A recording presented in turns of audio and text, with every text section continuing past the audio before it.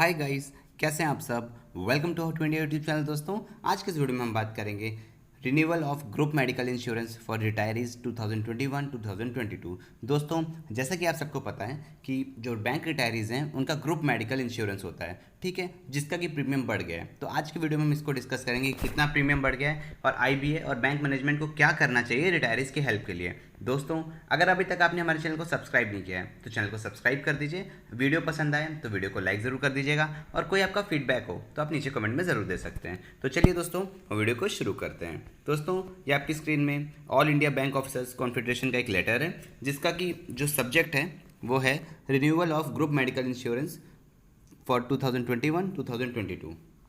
इस लेटर की शुरुआत में दोस्तों ये कहा गया है कि आईबीए का जो सर्कुलर नंबर है 10340, जो कि 17/9/2021 को आया, ठीक है, उसमें जो रेट है उसको बढ़ा दिया गया है। जो रिन्यूअल है ग्रुप मेडिकल इंश्योरेंस का उसको बढ़ा दिया गया है, ठीक है। तो देखते हैं कितना बढ़ा दिया गया और इससे पेंशनर्स को, जो रिटायरीज हैं, उनको क्या दिक्कत हो रही है और क्या दिक्कत आगे आने वाली है। दोस्तों, पहले जो 8 जुलाई 2021 को मीटिंग हुई थी आईबीए की यूएफबीयू के साथ, ठीक है, तो उसमें ये कहा गया था, जो बैंक यूनियन से उन्होंने डिस्कस किया था कि छूट दे देनी चाहिए, क्यों ना जो प्रीमियम आता है ग्रुप मेडिकल इंश्योरेंस का उसको जीएसटी के दायरे से बाहर कर दिया जाए, ठीक है। आईबीए गवर्नमेंट से बात करे और जीएसटी के दायरे से बाहर कर दे, क्योंकि आपको ऐसे भी पता होगा कि जो बैंक पेंशनर्स हैं उनकी पेंशन बहुत कम है, वो मुश्किल से अपने घर का खर्चा उठा पाते हैं, तो कैसे इतना ज़्यादा मेडिकल एक्सपेंस उठा पाएंगे। और जो प्रीमियम है बहुत ज़्यादा है, ऑलरेडी बहुत ज़्यादा है और ज़्यादा हो रहा है, ठीक है। तो इस बारे में बात हुई थी, जिसमें आईबीए ने भी कहा था कि हाँ, वो गवर्नमेंट से इस बारे में बात करेगी कि जो जीएसटी है उसमें कुछ छूट हो या जीएसटी खत्म हो जाए, और बैंक से बात करेगी कि बैंक अपना शेयर बढ़ाएं ताकि जो रिटायरीज हैं उनका प्रीमियम काफ़ी कम हो सके। लेकिन बैंक यूनियन तब सरप्राइज हो गए जब उन्हें पता चला कि बिना किसी डिस्कशन के आईबी यूनियंस के साथ जो फर्दर डिस्कशंस होने वाले थे, बिना किसी फर्दर डिस्कशन के जो हमारा आईबीए है उन्होंने बैंक को जो रिवाइज प्रीमियम रेट है आपके ग्रुप मेडिकल इंश्योरेंस के वो भेज दिए, ठीक है। तो यहाँ प्रॉब्लम ये आई कि अब यूनियंस को तो पता नहीं है और जो रिवाइज प्रीमियम रेट है वो काफ़ी हाई था। तो चलिए देखते हैं रिवाइज प्रीमियम रेट क्या है। दोस्तों, जो वर्कमैन हैं उनका जो प्रीमियम है 40% तक बढ़ गया और जो ऑफिसर्स हैं उनका प्रीमियम है 34% तक बढ़ गया।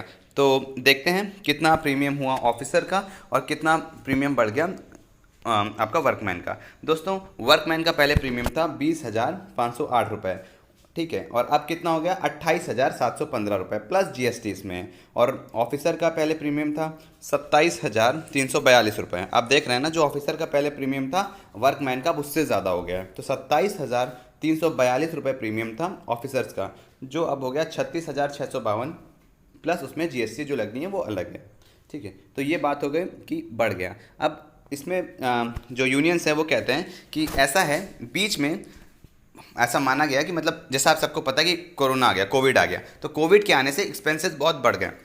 हॉस्पिटल ने अनाप शनाप बिल बनाए, ठीक है, अनाप शनाप हॉस्पिटल ने पैसा लिया और जो भी है केसेस भी ज़्यादा हैं। तो जो मेडिकल इंश्योरेंस प्रोवाइड कराने वाली कंपनी है तो उस पर भी काफ़ी दबाव पड़ा, वो बात सही है। लेकिन जैसा कि आप सब देख रहे हैं कि कोविड ख़त्म हो गया है और कोविड केसेस बहुत कम हो गए, ना के बराबर हो गए, तो प्रीमियम इतना ज़्यादा रखने का कोई मतलब नहीं बनता है। कोविड अब नहीं है, नॉर्मल जो इलाज होता है उसमें इतना पैसा खर्च नहीं होता है, ठीक है, इतना ज़्यादा प्रीमियम रखने की कोई ज़रूरत नहीं है। बैंक यूनियंस का ऐसा कहना है और ये बात बहुत हद तक सही भी है, क्योंकि देखिए अब कोविड अब उस लेवल पे नहीं रहा, सबको लोगों का वैक्सीनेशन हो चुका है, ठीक है, वैक्सीनेशन इंडिया में लगभग काफ़ी हद तक हो चुका है। तो वैक्सीनेशन होने के बाद अब कोविड होने का चांसेस बहुत कम हो गए, तो क्यों ना जो कंपनीज हैं वो प्रीमियम को ज़्यादा बढ़ाने के बजाय उसको थोड़ा सा जितना था या तो उतने पर ही रखें या थोड़ा सा और कम कर दें। क्योंकि आपको फिर से पता है कि बैंक रिटायरीज की पेंशन बहुत कम है, उनका पेंशन अपडेशन का मुद्दा भी लटका हुआ है, वो भी नहीं हो पाया है, तो इतना और प्रीमियम का जो इतना दबाव है वो कैसे झेलेंगे, तो ये भी सोचना चाहिए।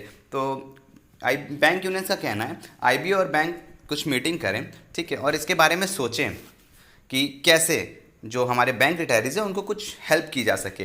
अगर आईबीए कुछ अपनी तरफ से कुछ कर सके, अगर आईबीए ना कर सके तो बैंक्स एटलीस्ट अपनी तरफ से जो उनका शेयर है उसको बढ़ा दें, ताकि जो रिटायरीज हैं उन पे काफ़ी कम हो जाए, जो उनका पोर्शन है जो उन्हें पे करना है वो काफ़ी कम हो जाए। मतलब मैं ये नहीं कह रहा हूँ कि बहुत कम हो जाए, लेकिन जितना पहले था एटलीस्ट उतना तो रखा जाए ना। इतना 7,000 और 8,000 की बढ़ोतरी बहुत ज़्यादा हो गई है। उस इंसान से पूछिए जिसकी पेंशन बहुत कम है, नाम मात्र पेंशन है।